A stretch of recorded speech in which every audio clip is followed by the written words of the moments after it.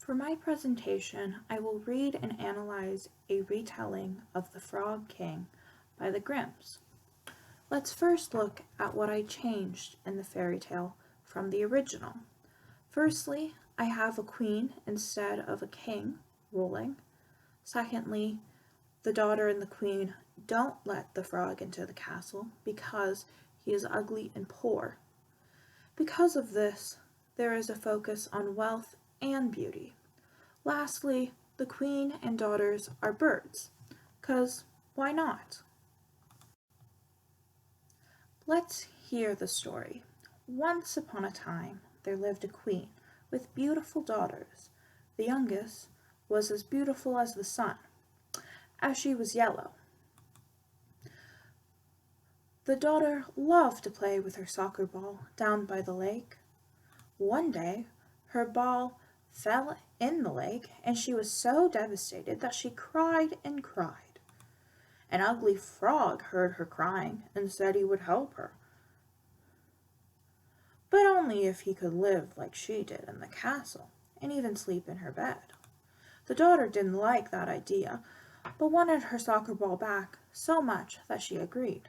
The frog then retrieved the ball for her. But then the princess went flying back to the castle, leaving the stinky poor frog behind. The frog hopped along to the castle. He begged to see the princess.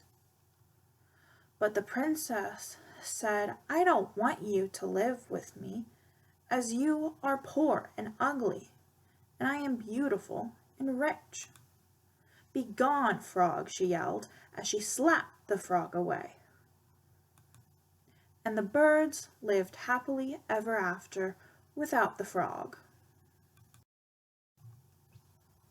If we analyze this retelling through the view of Marxism, the frog did the labor but did not get to reap any rewards.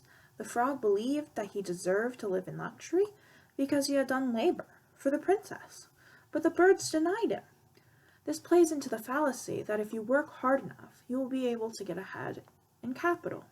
The story shows why this fallacy isn't true, because the people, or in this case the birds in power, don't want to share their wealth. Looking at the retelling from this point of view, it's easy to see the difference in meaning from the original. The original had the girl be disgusted at the frog as well, but just because he was gross. She wasn't really ready for a husband yet. However, in the end, the girl accepts the frog because he is pretty and he also is secretly a king. In the original, you have to be beautiful to be acceptable by the royals, and also being their equal as a fellow royalist as well doesn't hurt. In the retelling, it shows what a normal person would have in this situation. If you aren't rich or beautiful, you aren't going to marry the queen. That is the difference in meaning between the retelling and the original. It shows the grim reality. Thank you so much for listening to this presentation. That's the end.